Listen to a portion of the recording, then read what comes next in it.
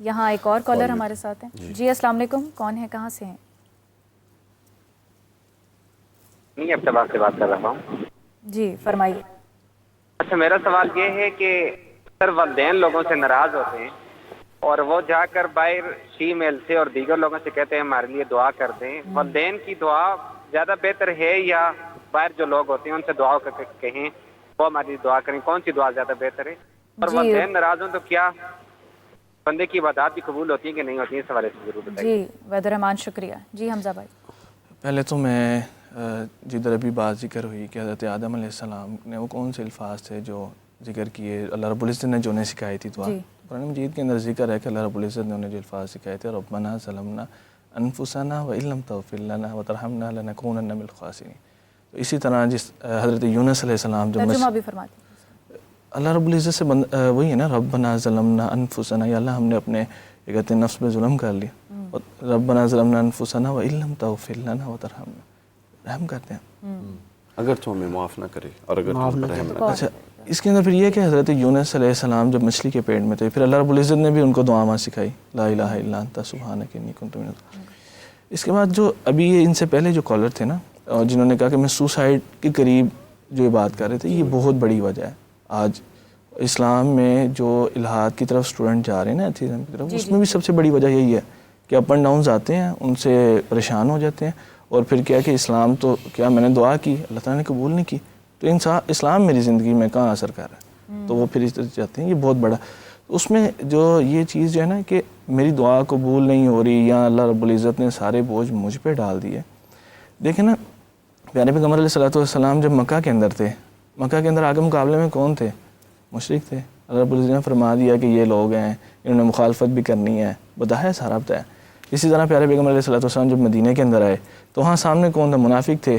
اور پھر سارا عرب جب اکٹھا ہو کے آ گیا، اللہ رب العزت نے صاف بتایا کہ یہ لوگ ہیں، یہ دشمن ہیں، مشرک ہیں، یہ منافق ہیں، انہوں نے سازشیں بھی کرنی ہے، انہوں نے اسلام کے خلاف بھی آنا ہے، لیکن مقابلہ کرنا ہے. آپ ہی کے لیے مشکلات بنی ہیں، آپ ہی نے ان کو فیس کرنا ہے. اور پھر یہ کہ اللہ رب العزت نے جو ہمارا سٹرکچر بنایا نا، ہر انسان کا الگ اللہ رب العزت نے اس کی کیپیسٹی بنائی ہے، اور اس کے مطابق ہی اس سے سوال و جواب ہونا ہے.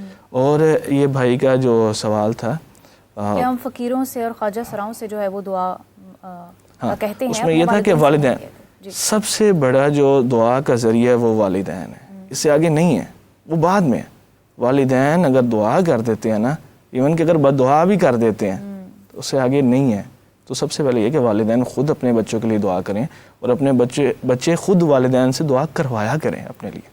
تو یہ کیونکہ اس کے اندر تو بے شمار کے کہتے ہیں اسلام کے اندر والدین کے اوپر، پھر والدین کو اللہ رب العزت نے جہاں اپنا ذکر کیا نا، اس کے ساتھ پھر والدین کے حقوق کا بھی ذکر کیا، اور والدین کی دعا کو قبولیت کا بھی ذکر ہے نا اس کے اندر. پھر اچھا حمزہ صاحب یہ بتائیے کہ عام طور پہ والدین کے حوالے سے دعا کا تو ایک مکمل یقین ہے کہ والدین دعا تو کر سکتے ہیں لیکن بد دعا نہیں کر سکتے. سوال ہی پیدا نہیں ہوتا کہ کوئی یہ تصور کرے عمومی حالات میں کہ والدین جو ہیں وہ اپنی اولاد کے لیے بد دعا کریں، لیکن ان کے جو اپنی اولاد کے حوالے سے دکھ اور تکلیف کی جو کیفیت ہوتی ہے، تو اس میں کیا اللہ تعالیٰ جان لیتا ہے کہ یہ وہ بد دعا نہ بھی کریں؟ تو کیا ان کا جو دل دکھا ہوتا ہے وہ ایک بد دعا کی صورت میں جو ہے وہ پہنچ جاتا ہے؟ اللہ رب العزت نے قرآن مجید میں فرماتے ہیں، دل سے آہ نکلنے کا کانسیپٹ ہے. اللہ رب العزت قرآن مجید میں فرماتے ہیں انہ علیم بذات الصدور، کہ جو سینوں کے اندر راز ہے نا، یہ سینوں کے اندر جو ہم کسی کے لیے حسد رکھتے ہیں، بغض رکھتے ہیں، کینہ محبت رکھتے ہیں، چار، اللہ رب العزت جانتا ہے، انسان کی فیلنگز کو جانتا ہے. اور اللہ رب العزت نے اسلام کے اندر بڑا مقام رکھے انسان کی فیلنگز. اسلام تو والدین کا دل جو دکھانے والی بات ہے، والدین میں تو آتا ہے کہ ان کے سامنے اف تک نہ کریں. یہ تو دل دکھانا تو بہت آگے کی بات چلی جاتی ہے. جس بندے نے اف کر دیا اس کے اوپر یہ اس کو منع کر دیا شریعت نے، رک جا بھائی نہیں کرنا.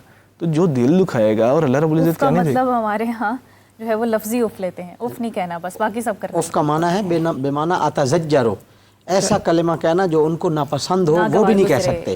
اور ایک چیز کی میں وضاحت کر دوں، ماشاءاللہ ڈاکٹر صاحب نے، وقار صاحب نے تو بڑی وضاحت کی ہے توسل کی، وسیلہ کی، کہ غیر نبی کو بھی وسیلہ بنا سکتے ہیں. جیسے حضرت مریم جو ولی خدا ہیں ان کو وسیلہ بنایا، یا حضرت یعقوب علیہ السلام کو وسیلہ بنایا ان کے بچوں نے، استغفار کے لیے کہ اپنے بابا کو کہا آپ ہمارے لیے استغفار اللہ کے حضور طلب کریں. جی اور ایک اور بھی واقعہ میرے ذہن میں آ رہا ہے، وہ بھی قرآن کا ہے کہ نبی صلی اللہ علیہ وآلہ وسلم کو حکم ہوا، اب وہ آیت میرے ذہن میں نہیں ہے، شاید ڈاکٹر صاحب اس کی طرف اشارہ کر دیں گے. تو اے نبی یہ آپ کے پاس آ جاتے، غالباً منافقین کے بارے میں ہے کہ یہ آپ کے پاس آ جاتے، آپ کو وسیلہ بنا لیتے اور مجھ سے استغفار مانگتے، آپ بھی ان کے لیے استغفار مانگتے تو میں ان کو بخش دیتا. جاؤک فاستغفر اللہ. ٹھیک ہے، تو یہ قرآن مجید کی آیت ہے، قرآن میں ہے، تو یہاں بھی وسیلہ ثابت ہو رہا ہے. توسل کیا قرآن سے ثابت ہو رہا ہے کہ آپ نبی کے پاس آ جاتے، آپ کو وسیلہ بناتے، آپ بھی ان کے لیے بخشش طلب کرتے تو ان کی بخشش ہو جاتی. تو مطلب یہ ہے کہ نبی کو وسیلہ بنانے کا جو کنسیپٹ ہے وہ قرآن دے رہا ہے. تو اسی طرف جو بے کلمات کا لفظ استعمال ہوا ہے سورہ بقرہ میں، بے کلمات سے مراد پنجتن کے پاک کے نام ہے، اور جو جنت کے جو دروازے ہیں 8 دروازے ہیں ان کے اوپر پنجتن پاک کے نام لکھے ہوئے ہیں. علی ولی اللہ بھی لکھا ہوا ہے، محمد رسول اللہ بھی لکھا ہوا ہے، بی بی فاطمہ کا نام بھی لکھا ہوا ہے. تو یہ پنجتن پاک کے نام جو ہیں جنت کے دروازوں پہ بھی لکھے ہوئے ہیں. تو یہ تو الحمدللہ چیزیں ثابت ہیں. کتب کا مطالعہ کرنے کی ضرورت ہے. ہاں میرا مطالعہ محدود ہو سکتا ہے، اب میرے آیت ذہن میں نہیں تھی تو ڈاکٹر صاحب نے بتا دیا. تو اسی طرح جو چیزیں ہوتی ہیں قرآن میں ہوتی ہیں، ہمارا مطالعہ محدود ہوتا ہے. ہم کیا اپنے مطالعہ کا خیال نہیں کرتے، اس کا انکار کر دیتے ہیں. انکار نہیں کرنا چاہیے. توسل ثابت ہے، قرآن سے ثابت ہے. صحیح. ڈاکٹر صاحب حمزہ بھائی نے جو ہے وہ حضرت یونس علیہ السلام کے بارے میں بھی ان کی جو دعا ہے آیت کریمہ جس کو کہتے ہیں، تو دعا مانگتے ہوئے یہ بھی کہا گیا ہے کہ 313 مرتبہ آیت کریمہ اگر ہم پڑھتے ہیں یہ بھی ایک توسل دعا ہے، تو اس کے کیا فوائد ہوتے ہیں؟ دیکھیں یہ جو دعائیں جس کی طرف انہوں نے اشارہ کیا نا حمزہ بھائی نے، جو حضرت سیدنا آدم علیہ السلام کی دعائیں ربنا ظلمنا انفسنا اور حضرت سیدنا یونس علیہ السلام، یہ بڑی مجرب دعائیں ہیں. یہ وہ دعائیں ہیں جو اللہ کے مقرب ترین لوگ انبیاء انہوں نے اپنے مشکل ترین وقت میں کی اور پھر اللہ کے سکھانے پر کی. جی سمجھ آئیے، اس کے اندر تینوں پہلو ہیں کہ کرنے والے کون ہیں؟ انبیاء. اور کب رہی ہیں؟ جب ان کی زندگیوں کا مشکل ترین وقت تھا. صحیح. اور یعنی جس کو آپ کہہ سکتے ہیں خلاف اولا اور ترک اولا ان سے ہوا. اور تیسرا وہ انہوں نے خود سے نہیں کی بلکہ دونوں میں قرینہ موجود ہے آیات میں کہ اللہ نے ان کو یہ بات سکھائی. تو یہ جو آیہ کریمہ ہے لا الہ الا انت، اب اس کا ذرا مفہوم ترجمہ دیکھیں نا کیا بات ہے. لا الہ تیرے سوا کوئی معبود نہیں. اب یہ ہم اللہ سے کہہ رہے ہیں لا الہ الا انت، صرف تو ہے. انت سبحانک، تو پاک ہے. آپ دیکھیے لا الہ الا انت سبحانک انی کنت من الظالمین، اور میں ہی اپنے اوپر ظلم کرنے والا ہوں. آپ نے کیا کیا؟ اب اس کے اندر 2 کام ہوئے. آپ نے سرنڈر کر دیا، آپ نے اعتراف کر لیا، کنفیشن، اور اس کے بعد اب آپ نے اپنے آپ کو اس کے رحم و کرم پہ ڈال دیا. جب آپ ڈاکٹر صاحب اپنے آپ کو اللہ کے رحم و کرم پہ ڈال دیں تو پھر آپ بھول جائیں کہ اس کی رحمت نہیں آئے گی. میں آپ کو ایک واقعہ سناتا ہوں چھوٹا سا.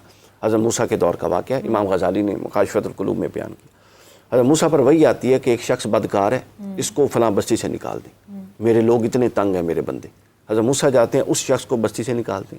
پھر دوسری دفعہ وہی آتی ہے کہ جاؤ اور ایک فلاں بندہ وہ اتنا فسادکار اور بدکار ہے میرے بندے تنگ ہیں، اس کو دوسری بستی سے نکالو. 2 بستیوں سے نکالا. وقت گزر گیا وقت. اچانک کئی زمانوں کے بعد حضرت موسیٰ پر وہی آئی کہ فلاں غار میں جاؤ، وہاں ہمارا دوست مر گیا ہے، اس کی تجہیز و تکفین کرو، غسل دو اور اس کا نماز جنازہ پڑھو. کلیم اللہ نماز جنازہ پڑھا کے غسل دیں گے.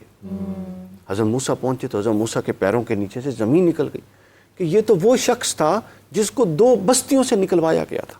ہم چھوٹے سا گناہ کسی کا دیکھتے ہیں اور گناہ بھی ہماری پرسپشن میں ہو اور ہم پکڑ کے اس کی پوری شخصیت بنا لیتے ہیں. یہ اللہ کا منصب ہے، ہمارا منصب نہیں. ہم دلوں کا حال نہیں جانتے. حضرت موسیٰ پریشان. اب حکم مقدم تھا، پہلے نکالا اس کو، اس کا غسل دے کے، اس کے بعد آگے کوئی طور پہ کہ مولا معاملہ تو خطرناک ہے، میں تو پریشان ہو گیا.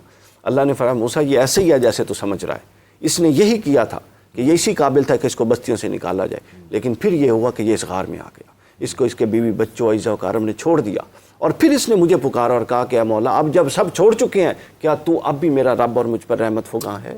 اور پھر اس نے اپنے آپ کو میری رحمت پر ڈال دیا. تو اے موسیٰ مجھے حیا آئی کہ میرا بندہ میرا گناہگار بندہ اپنے آپ کو میری رحمت اور میری رحمت کی مرہون منت ڈال رہا ہے، اور میں رب قدیر ہو کر اپنی رحمت سے اس کو اس لیے محروم کر دوں کہ وہ گناہگار ہے، لہٰذا میں نے اس پر رحمت کی چادر ڈال دی. تو لہٰذا اس کے آپ نے اپنے آپ کو اس کی رحم و کرم پر چھوڑنا ہے. اور دوسرا کام یہ کہ کسی سے متعلق رائے قائم نہیں کرنی، یہ اللہ کا کام.